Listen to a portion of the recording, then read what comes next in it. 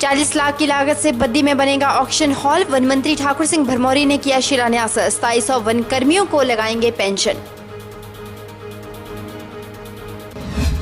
हिमाचल प्रदेश में राजनीतिक सरगर्मियां तेज। माफिया राज हटाओ प्रदेश बचाओ अभियान को लेकर बीजेपी के दिग्गजों का कांग्रेस सरकार पर ताबड़तोड़ हमले। बिलासपुर में गोविंद सागर की दलदल में समा रहे बेजुबान। झील के किनारों पर पड़े कंकाल कर रहे हालात बयां, लोग परेशान। और प्रो कबड्डी सीजन 5 में जिला मंडी के बड़ियाल गांव का महेंद्र ठाकुर को बेंगलुरु बुल्स ने खरीदा 20 लाख में। दिखाएंगे दमखम। नमस्कार, स्वागत है आपका HP 24/7 में। मैं हूं आपके साथ परी शर्मा और शुरुआत करते हैं शिमला से। मुख्यमंत्री वीरभद्र सिंह ने कहा कि 1991 से GST पर बात चली हुई थी। यूपीए सरकार के दौरान पी चिदम्बरम द्वारा GST को लाया गया था। 2011 में तत्कालीन प्रधानमंत्री मनमोहन सिंह ने इसे बिल अनुमोदन किया था, लेकिन कुछ राजनीतिक कारणों से बिल स्टैंडिंग कमेटी के पास पेंडिंग रहा।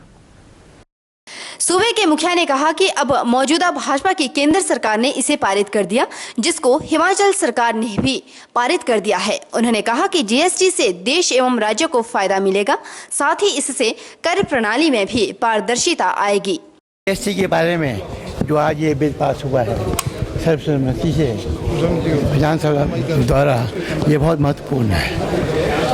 मुझे याद है बहुत पहले से 2011 से इसकी कोशिश हुई और कॉन्सेंसस बनाते इतना समय लग गया और आज ये जो बिल था वो पास हो गया है और ये एक हकीकत बन गई है। सर, हिमाचल जैसे पहाड़ी राज्य है, कितना फायदा सर? ठीक है, फायदा है। जब सारे देश को फायदा होगा, हमको भी फायदा होगा।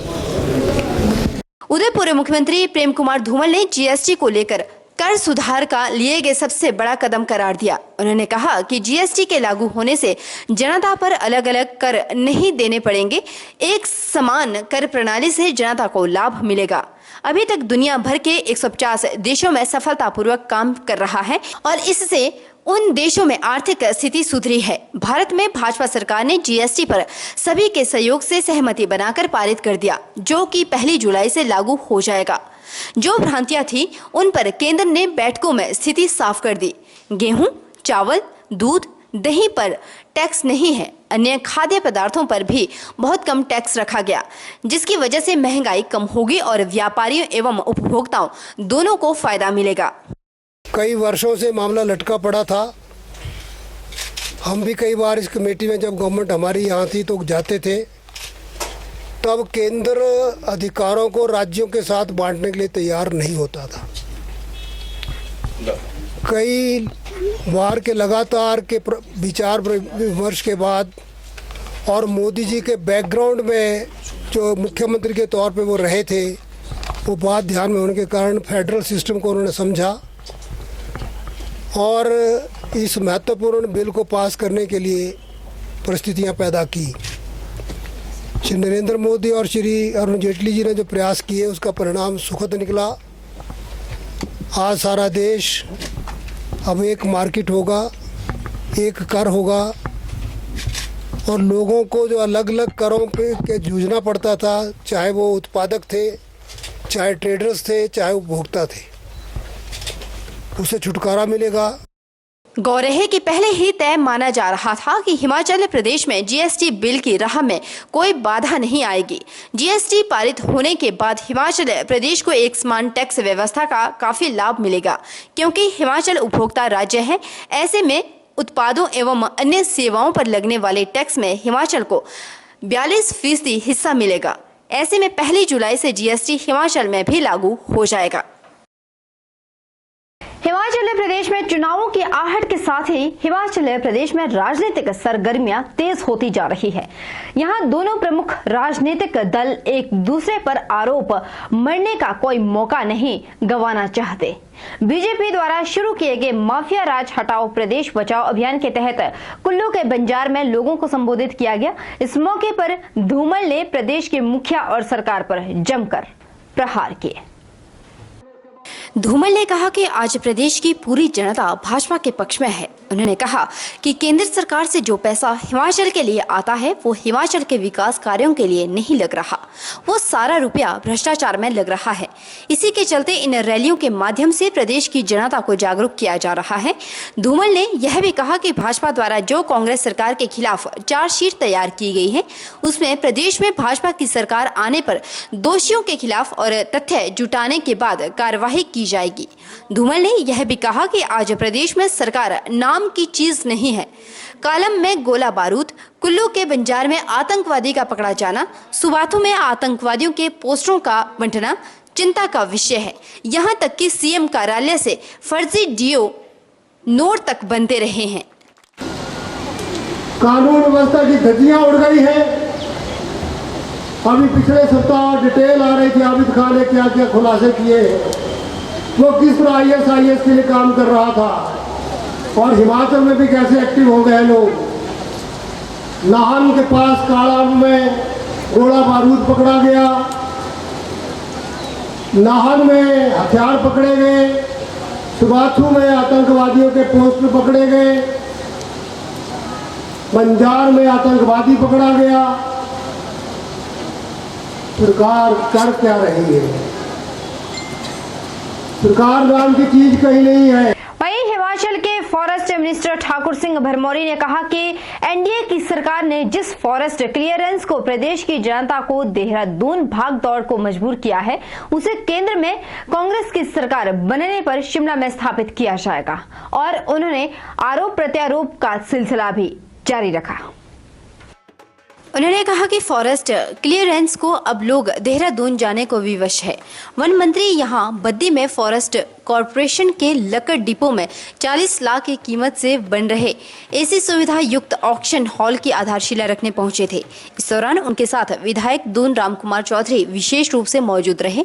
वन मंत्री ने इस दौरान भाजपा पर तंज कसते हुए कहा कि माफिया को संरक्षण देने वाली पार्टी आज स्वयं माफिया हटाओ जैसे रैलियां निकाल जनता को बेवकूफ बनाने का काम कर रही है।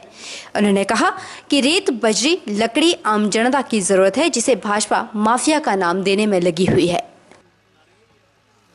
इसका सारा प्रोसीजर को फॉलो करके MLA साहब ने, MD साहब ने और यहाँ के जो कॉर्पोरेशन के प्रधान DM है NGO के संजय शर्मा जी, उनकी इन्वॉल्वमेंट से गवर्नमेंट से इन्होंने अपील की और 121 बीघा जो है अब ये फॉरेस्ट कॉर्पोरेशन के नाम से हो गई। यहाँ जो है स्टाफ की कमी थी पूरे फॉरेस्ट कॉर्पोरेशन में ही, तो हमने रूटीन में जो कानून के मुताबिक प्रमोशन बनती थी उनको हमने जो है अक्टूबर 2015 से 277 जो है वो फॉरेस्ट गार्ड जो है वो प्रमोट किए, 28 ऑफिस मैनेजर प्रमोट किए, 18 सीनियर असिस्टेंट प्रमोट किए, 25 असिस्टेंट मैनेजर किए और 137 जो है वो डिप्टी रेंजर जो कि शॉर्टेज थी प्रमोट किए कॉर्पोरेशन में है। उधर मार्क्सवादी कम्युनिस्ट पार्टी ने शिमला नगर निगम को लेकर राज्यपाल को सौंपे गए आरोप पत्र पर भारतीय जनता पार्टी को आड़े हाथों लिया है और इसे बचकाना और गैर जिम्मेदाराना कदम करार दिया। शिमला नगर निगम के महापौर संजय चौहान ने बीजेपी और कांग्रेस दोनों दलों को आड़े हाथों लिया। शिमला नगर निगम के चुनाव में देरी होने का मामला अब पूरी तरह से सियासी रूप धारण कर चुका है। इस मामले को लेकर एक तरफ बीजेपी के निशाने पर राज्य की वीरभद्र सरकार के साथ साथ वामपंथी भी है, तो वहीं शिमला नगर निगम की सत्ता पर काबिज CPIM ने अब इसी मुद्दे पर बीजेपी पर जमकर निशाना साधा है। निगम के महापौर और उप महापौर ने CPIM के 2 पार्षदों के साथ शिमला में एक संयुक्त प्रेस वार्ता का आयोजन किया और शिमला बीजेपी मंडल द्वारा 2 दिन पहले जिला उपायुक्त के जरिए राज्यपाल आचार्य देवव्रत को नगर निगम शिमला पर भ्रष्टाचार संबंधी आरोपों को लेकर सौंपी गई चार्जशीट पर पलटवार किया है। इस दौरान मेयर संजय चौहान ने बीजेपी पर तंज कसते हुए कहा कि मौजूदा स्थिति में शिमला नगर निगम में 12 पार्षद बीजेपी के, 11 कांग्रेस के और 2 पार्षद और महापौर और उप महापौर समेत 4 CPIM के जनप्रतिनिधि है। इसके अलावा भाजपा और कांग्रेस के विधायक भी इसी MC के प्रतिनिधि है। उन्होंने कहा कि इस तरह से ये आरोप इन सभी नेताओं पर लागू होते हैं। गवर्नर महोदय से मांग कर रहे हैं सरकार को बर्खास्त करने की। इससे साफ झलकता है कि ये बहुत ही गैर जिम्मेदाराना और बचकाना, और जो चार्जेस भी वो लगा रहे हैं, मैं समझता हूँ कि पिछले 5 वर्षों में जो शिमला शहर में विकास हुआ है उसको देखकर जो है भारतीय जनता पार्टी बुखला गई है। और क्योंकि ये जो विकास पिछले 5 वर्षों में हुआ है, ये न केवल जैसे पहले कुछ एक हिस्से में हुआ करता था, शहर के हर हिस्से में जो है विकास हुआ है। आज हर हिस्से में जो है सड़क, बेहतर सड़क की सुविधा जो है हर शहरी को है, पीने का स्वच्छ पानी जो है वो उपलब्ध करवाया जा रहा है, और इसके साथ साथ स्ट्रीट लाइट्स जो है सारे में लगाई गई। तो ये विकास देखकर जो है बौखला गई। और बता दें कि निगम चुनाव को लेकर जिस तरह से सियासत गर्मी हुई है, उससे एक बात साफ होती है कि इस मामले में राजनीतिक दलों के बीच वाकन युद्ध और तेज हो सकता है। नगर निगम चुनाव को लेकर जिस तरह से सियासत गर्मा गई है, उससे एक बात साफ होती है कि इस मामले में राजनीतिक दलों के बीच वाक युद्ध और तेज हो सकता है।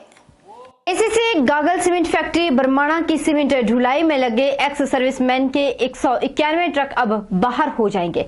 हिमाचल हाईकोर्ट के आदेशों के अनुसार अब एक एक्स सर्विसमैन का एक ही ट्रक लग पाएगा, जबकि वर्तमान में लोगों के 2 से अधिक ट्रक भी चल रहे हैं। आदेशों के बाद एक्स सर्विसमैन निगम भी सख्त हो गई है और कोर्ट के आदेशों का पालन करने में ट्रांसपोर्टरों से सहयोग की अपील की। कोर्ट ने निगम के आदेशों का पालन करने के लिए 31 मई तक का समय दिया। बता दें कि कोर्ट के आदेशों के बाद यूनियन के लोगों ने हाई कोर्ट में याचिका दायर की थी, जिसे कोर्ट ने खारिज कर दिया। बरमाणा सीमेंट फैक्ट्री में इस समय एक्स सर्विसमैन यूनियन के 1374 ट्रक चल रहे हैं, जबकि दूसरी यूनियन के लगभग 2500 ट्रक सीमेंट ढुलाई में लगे हुए हैं। वक्त एक छोटे से ब्रेक के उस पार आपको बताएंगे कि गोविंद सागर में क्यों बेजुबान हो रहे हैं तबाह।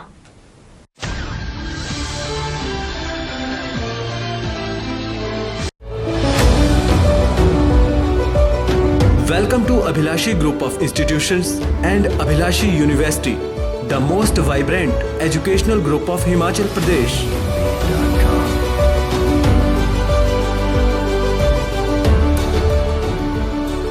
Abhilashi Group gives an opportunity to all its students for better learning.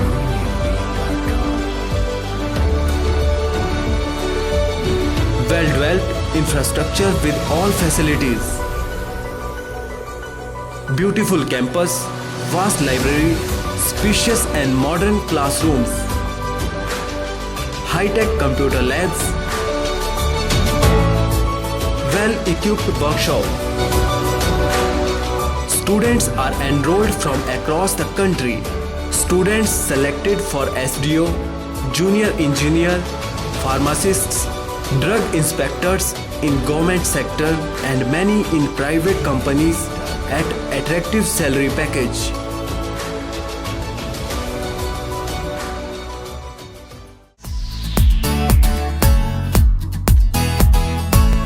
US agree seeds के हाइब्रिड धान बीज लेकर आए हैं आपके लिए US 323 व US 312 किस्म का बीज, जिसमें शामिल है मध्यम व कम अवधि में पकने वाली किस्में, खाने में बेहद स्वादिष्ट। हिमाचल प्रदेश की जलवायु के अनुकूल US 323 व US 312 किस्म हिमाचल प्रदेश कृषि विश्वविद्यालय पालमपुर द्वारा प्रमाणित बीज। खेती ऐसी लहराएं जो US एग्री सीड के हाइब्रिड धान बीज लगाए, तो भूल न जाना उच्च गुणवत्ता के US एग्री सीड के US 323 व US 312 धान बीज ही लाना। थोक व परचून के लिए संपर्क करें KD seed house BBMB colony, Sundernagar, जिला मंडी, हिमाचल प्रदेश। सांसद अनुराग ठाकुर ने बिलासपुर के दौरे के दौरान जहां भाजयुमों के सम्मेलन में शिरकत की, वहीं जुखाला और दियोत में लोगों की जन समस्याएं सुनी और जनसभाओं को संबोधित भी किया।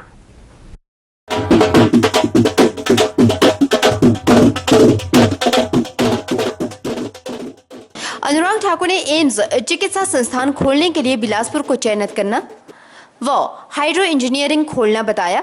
भाजपा की बड़ी उपलब्धि, साथ ही इन दोनों संस्थानों को मूलभूत सुविधाएं शीघ्र उपलब्ध न करवाने के प्रति सत्तासीन प्रदेश कांग्रेस सरकार को ठहराया दोषी। उन्होंने कहा कि भाजपा की केंद्र सरकार हिमाचल के लोगों को सुविधा देना चाहती है, लेकिन उसके लिए सरकार से छोटा सा जमीन का टुकड़ा मांग रहे हैं। जिस पर करोड़ों रुपए खर्च होंगे। उन्होंने कहा कि क्या यहाँ उनके बच्चे पढ़ेंगे? ये तो आपके बच्चों के लिए ही है, लेकिन प्रदेश सरकार जमीन उपलब्ध करवाने में विफल नजर आ रही है। का सहयोग करेंगे और हिमाचल के लोगों को सुविधा देंगे। हम हिमाचल से मांगते क्या है? छोटा सा टुकड़ा जमीन का मांगते हैं जिसके ऊपर करोड़ों रुपए खर्च होंगे। क्या मैं कोई बहुत ज्यादा मांगता हूँ? क्या मैं अपने लिए मांग रहा हूँ? ना मेरे बच्चे यहाँ पर पढ़ेंगे, ना मैं खुद यहाँ पर काम करूंगा। ये मेरा प्रयास है तो केवल आपके लिए। सांसद अनुराग ठाकुर ने ऐलान किया कि शीघ्र ही हिमाचल प्रदेश में कांग्रेस के कई बड़े नेता भाजपा में राजनाथ सिंह के हिमाचल दौरे के दौरान भाजपा में शामिल होंगे।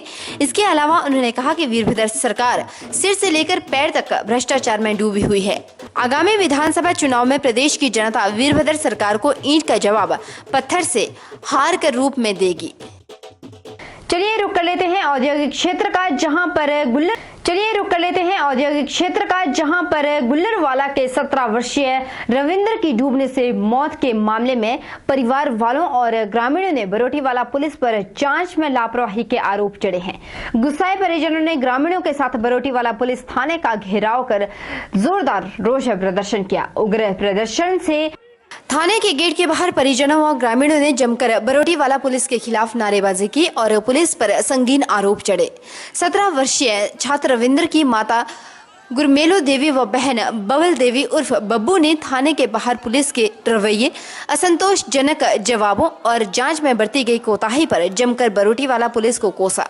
इतना ही नहीं, परिजनों ने पुलिस पर पैसे खाकर मामले को दबाने जैसे संगीन आरोप भी चढ़े।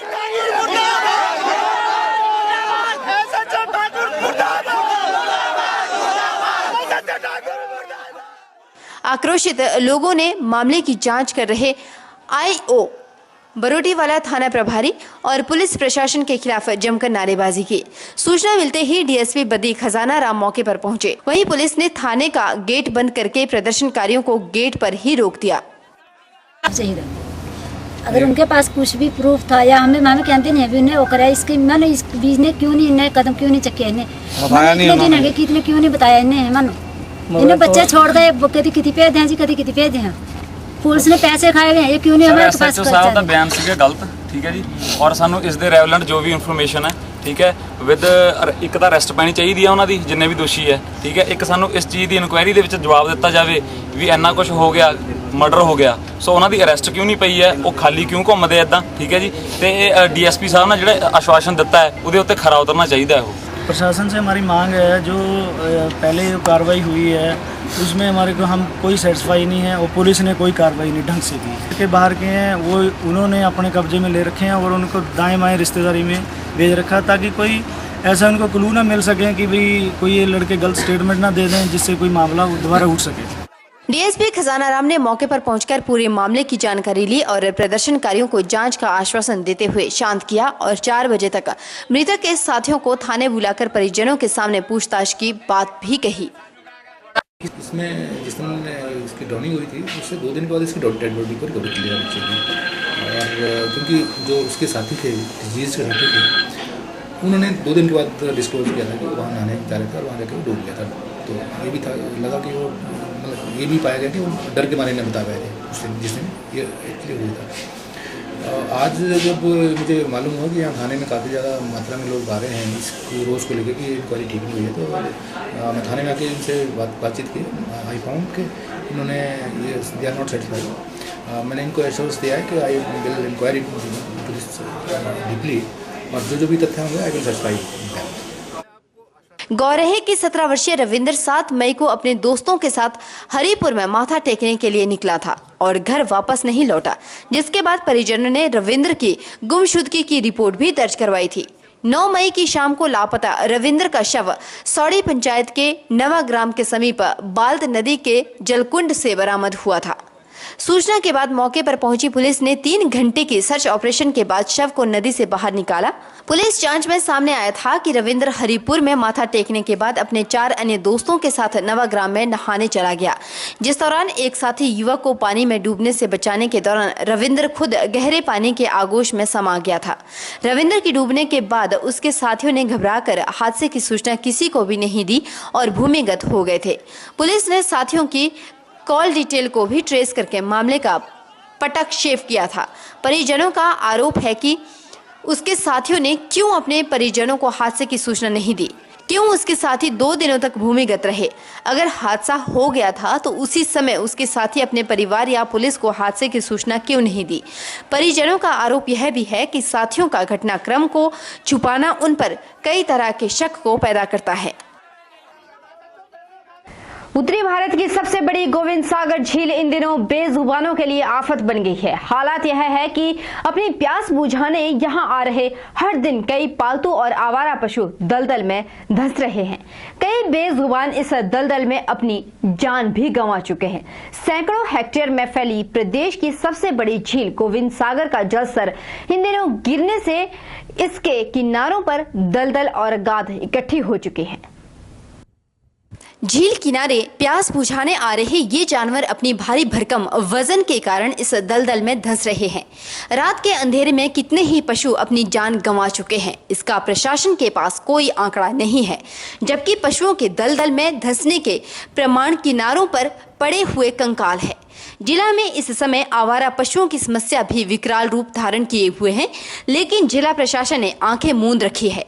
पशुपालक ने बताया कि पानी पीने के लिए अक्सर पशु नदी की ओर आते हैं, जहां पर वह दलदल में फंस जाते हैं। उन्होंने कहा कि पता चलने पर लोगों की सहायता से उन्हें निकालने में कड़ी मशक्कत करनी पड़ती है। तब पानी पीने जाए ना जी, फिर तस्वीर दलदल धसी है ना जी। अच्छा, फिर आदमी इकट्ठे करने ताकत देने पवाने। अच्छा, हाँ जी, हाँ जी। रोज का आशा हो जाता? रोज 2-3 दिन। हाँ जी, हाँ जी। तुम्हारे पशु फंसे दलदल? हाँ जी। अच्छा।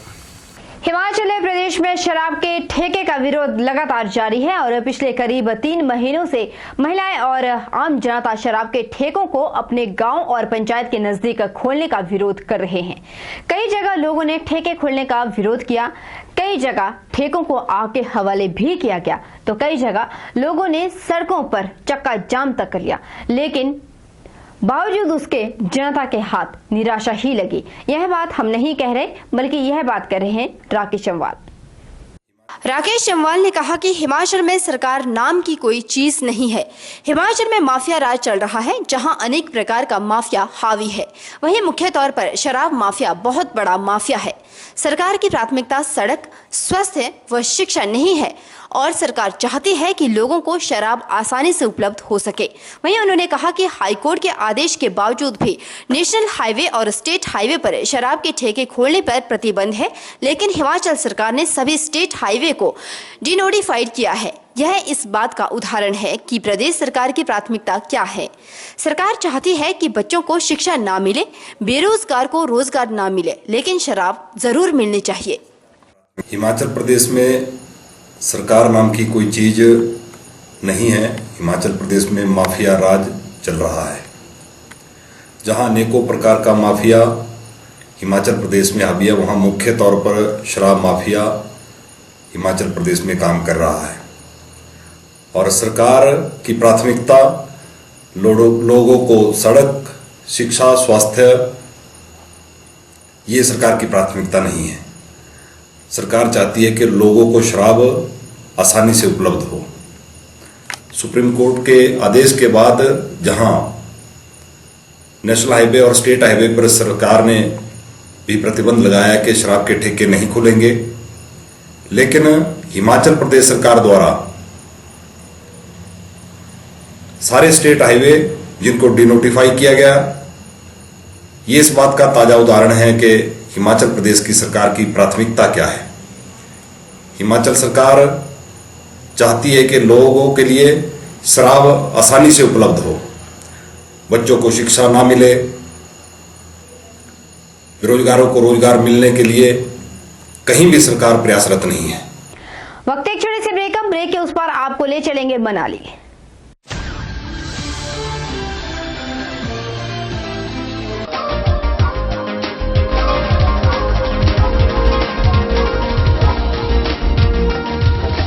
शादी ब्याह का सीजन हो या शादी ब्याह का सीजन हो या फिर कोई मोती बाजार स्थित रतन सिंह हमेशा ही आभूषणों की हमेशा ही कुछ नया की कुछ नया खरीदने की नए वैरायटी व नए वैरायटी व नए स्टाइल एक से एक आपको यहाँ मिल जाएंगे और यहाँ पे हर टाइप की और यहाँ पे हर टाइप की डिफरेंट टाइप की डिजाइन है, ऑन टाइम डिफरेंट टाइप की डिजाइन डीलिंग बहुत अच्छी ऑन टाइम मिलता है। शादी का सीजन शुरू होते ही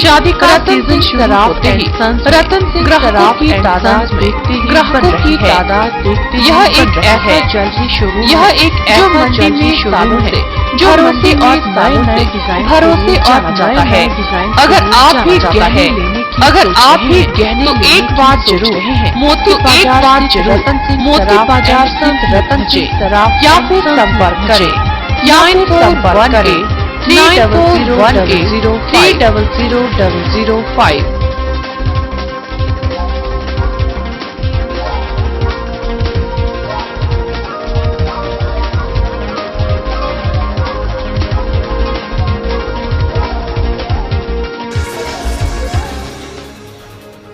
मनाली बाइकर्स एसोसिएशन के अध्यक्ष केशव ठाकुर ने कहा कि एसोसिएशन कुल्लू मनाली में पर्यटकों को बेहतरीन सेवाएं देने का प्रयास करेगी।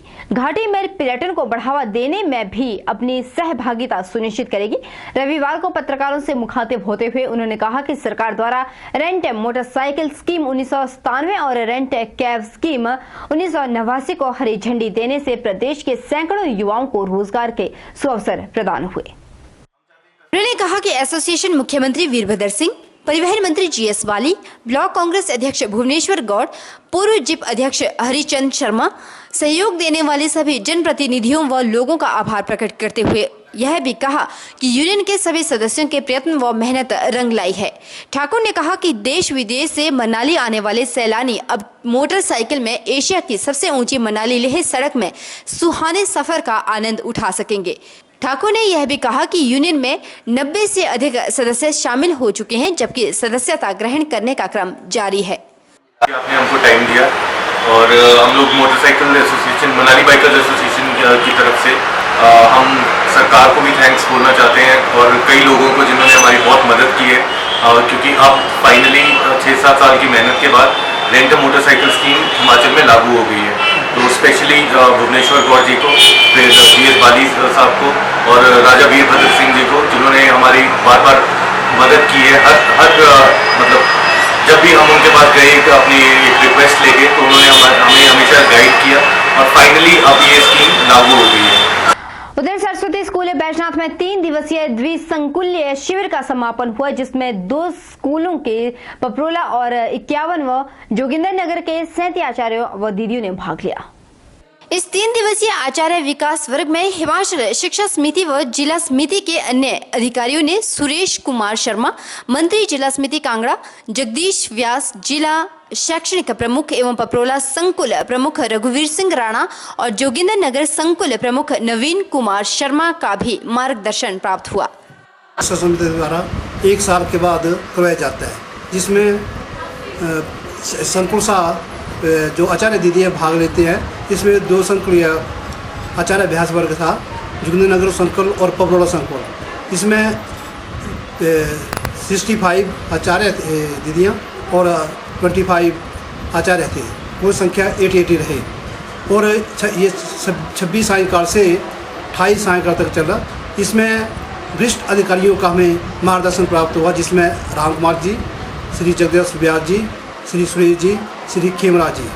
इन्होंने आचार्यों को 1 साल के बाद नए पाठ्यक्रम व पढ़ाने की विधियों के बारे में जानकारी दी। इस 3 दिवसीय शिविर में ध्येय शिक्षण तकनीकों में आ रहे नए सुधार व नई तकनीकों से विद्यालयों के आचार्यों व दीदियों को अवगत करवाया गया, ताकि विद्यालय में शिक्षण कार्य प्रभावी तरीके से हो सके और विद्यालय में पढ़ रहे छात्रों को शारीरिक, प्राणिक, व्यक्तित्व, मानसिक और बौद्धिक विकास हो सके। चलिए बात कर लेते हैं खेल से जुड़ी हुई खबरों की। जिला मंडी एमच्योर कबड्डी एसोसिएशन की कमान लगातार दूसरी बार श्यामलाल ठाकुर को सौंपी गई। मंडी में रविवार को एसोसिएशन की आम सभा आयोजित की गई, जिसमें वर्ष 2017 से 2022 के लिए नई कार्यकारिणी का गठन किया गया। चुनाव प्रक्रिया खेल विभाग की ओर से मनोनीत पर्यवेक्षक सत्येंद्र ठाकुर की देखरेख में यह सभा आयोजित की गई। चुनाव प्रक्रिया में जिला के 16 क्लबों के प्रधानों, सचिव व सदस्य ने भाग लिया। इस दौरान श्यामलाल ठाकुर को प्रधान, सोलन सिंह को वरिष्ठ उप प्रधान, दीवान चंद, विनोद आर्य और खूब राम राणा को उप प्रधान, घनश्याम ठाकुर को महासचिव, परमानंद, नरेंद्र कुमार, महेंद्र कुमार और मुकेश कुमार को सह सचिव, हरीश ठाकुर को प्रेस सचिव, भूप सिंह व पृथ्वी को प्रेस सह सचिव, भोज शर्मा को कोषाध्यक्ष बनाया गया। इस मौके पर प्रधान श्यामलाल ठाकुर ने क्या कहा, आइए सुनते हैं। और आज हमें खुशी भी है कि पिछले कई वर्षों से मंडी जिला में कबड्डी एसोसिएशन एक कबड्डी को उभारने के लिए पूरा प्रयास यहाँ पर कर रही है, जिसका परिणाम आपके सामने है कि महेंद्र ठाकुर जी जो यहाँ मंडी बडियाल के रहने वाले हैं, उनका प्रो कबड्डी के लिए बेंगलुरु बुल्स की टीम के लिए 20 लाख में उनका चयन हुआ है। और जो आजकल आर्मी की टीम से खेलते हैं, लेकिन और भी जो खिलाड़ी हैं लगातार हर वर्ष राष्ट्रीय स्तर पर मंडी जिला कबड्डी एसोसिएशन तैयार कर रही है। और बड़े टूर्नामेंटों का आयोजन साल भर में 2-3 टूर्नामेंट यहाँ पर कराए जाते हैं, ताकि बच्चों को प्रोत्साहन भी मिले और भी अच्छे। आज हम यहाँ मंडी जिला एसोसिएशन, मंडी जिलाधीश और DOSO की बहुत धन्यवादी भी है, क्योंकि उन्होंने बडियाल में एक इंटरनेशनल मैच कबड्डी का हमें मुहैया कराया है। और जल्द ही जिलाधीश के प्रयासों से वहाँ बडियाल में एक साई का सब सेंटर मंडी जिला एसोसिएशन वहाँ खोलने जा रही है, ताकि एक अच्छे कोच बच्चों को ट्रेनिंग के लिए मिले। और वहाँ बच्चों को रहने की व्यवस्था भी एसोसिएशन ये प्रयास कर रही है कि उनको रहने की, वहीं पर हम हॉस्टल की व्यवस्था करेंगे। वहीं क्रिकेट एक लोकप्रिय खेल है और हर कोई क्रिकेट का दीवाना है, लेकिन जब से प्रो कबड्डी का खेल शुरू हुआ, अब हर कोई कबड्डी का दीवाना हो गया। पहले बड़े बड़े शहरों से खिलाड़ी निकलते थे, अब छोटे छोटे गांवों से भी अपना दमखम राष्ट्रीय स्तर पर दिखने लगे हैं। प्रो कबड्डी सीजन 5 के बडियाल गांव से महेंद्र ठाकुर को बेंगलुरु बुल्स ने 20 लाख में खरीदा है। यह बात पत्रकारों से रूबरू होते हुए महेंद्र ठाकुर ने खुद कही। महेंद्र ठाकुर ने कहा कि आज वह बहुत खुश है। महेंद्र ने कहा कि उनकी प्रारंभिक शिक्षा घासनो स्कूल से हुई है, वहां पर वह खेलते थे। 2009 में कबड्डी में उनका सिलेक्शन बिलासपुर हॉस्टल में हुआ था। 2014 में आर्मी सिलेक्शन हुआ और अब वह रेड आर्मी की ओर से खेलते हैं। महेंद्र ने कहा कि हिमाचल की ओर से सीनियर जूनियर 14 बार नेशनल खेला है। इस कामयाबी के लिए उन्होंने माता पिता व उनके स्वर्गीय नाना ओम प्रकाश, जो उनके कोच भी थे, और नंदलाल ठाकुर उनको जाना जाता है। सर बहुत खुशी है, अपने प्रैक्टिस करा था तो अच्छा लगा सुन के भी, तो ऐसे मतलब बढ़िया अच्छा लग रहा था सुन के कि बेंगलुरु बॉल वाले ने ऑक्शन चला था तो सिलेक्शन हुआ था। हमारे सर्विसेज से नाम गए थे, तो फिर उससे सिलेक्टेड हुए थे, तो कॉल आया था, उन्होंने बताया ऐसा है वैसा है। कबड्डी जिला संघ का क्या सहयोग रहा है इसमें? काफ़ी हेल्प की सर। जब मैं यहाँ था पहले तो खेलता था, खिलाते थे। पहले स्कूल टाइम में जो DP PTI थे मेरे, उन्होंने मेरे को खिलाया। वहाँ से मैं फिर अब मेरे जो आज यहाँ नहीं हैं, स्वर्गीय श्री ओम प्रकाश ठाकुर जी, जो मेरे नाना लगते हैं, कोचिज़ थे, उन्होंने मेरे को बताया था खेलने के बारे में। कोचिज़ थे, गुरु थे, सब कुछ ही थे। फिर मेरा सिलेक्शन हो गया था हॉस्टल में। फिर मैं हॉस्टल में गया तो मेरे वहाँ भी कोचिज़, अलग अलग कोचिज़ थे। प्रैक्टिस करा, मेहनत करी और स्टडी भी साथ साथ करा। फिर उसके बाद मेरा फिर आर्मी में सिलेक्शन हो गया था। उन्होंने बुलाया था वहाँ से कोचिंग से टूर्नामेंट में, तो उधर गया था सर। टूर्नामेंट में जैसे मैंने अभी हिमाचल से मैं बहुत बार खेला, नेशनल कम से कम 14-15 तक, तो फिर खेलता रहा। फिर उसके बाद अभी मैं आर्मी में हूँ, अपनी मेन टीम से खेलता हूँ, रेड टीम से। तो उसमें हम खेलते रहते हैं, इंटर मैचेज होते हैं हमारे, तो उसमें से अभी ऐसे अलाउ नहीं है हर एक को, मतलब जैसे इंडियन आर्मी में, तो फिर उसमें सिलेक्शन होता है। फिर नाम दिया था सर्विसेज कंट्रोल बोर्ड वालों ने, तो फिर वहाँ से नाम दिया था, तो इन्होंने फिर ऑक्शन चला, तो वहाँ से सिलेक्शन हुआ, उन्होंने वो करा, ऑक्शन करा था वहाँ से। महेंद्र ने कहा कि प्रो कबड्डी में वह बेहतर प्रदर्शन करेंगे और अपने देश, अपने गांव का नाम रोशन करेंगे। युवा पीढ़ी से भी उन्होंने अपील की कि आप किसी भी क्षेत्र में जाओ, खूब मेहनत करो और एक ना एक दिन कामयाबी जरूर मिलती है। जी हाँ, जिस तरह से प्रो कबड्डी लोगों के दिलों की धड़कन बन चुकी है, लोगों के दिलों का ये खेल बन चुका है, उसी तरह से अब मंडी जैसे छोटे जिले से निकलकर जो खिलाड़ी इस स्तर पर पहुंच रहे हैं, ये काबिले तारीफ है। इससे न केवल जिले का नाम रोशन होगा बल्कि हिमाचल का नाम भी रोशन होगा। हालांकि हिमाचल के कई खिलाड़ी अभी प्रो कबड्डी में खेल रहे हैं, लेकिन अब मंडी से ये खिलाड़ी जो बेंगलुरु बुल्स में खेलेगा अपना दमखम दिखाएगा। बहरहाल बुलेटिन में इतना ही। परी शर्मा को दीजिए इजाजत। आप बने हमारे साथ और देखते रहिए HP24/7।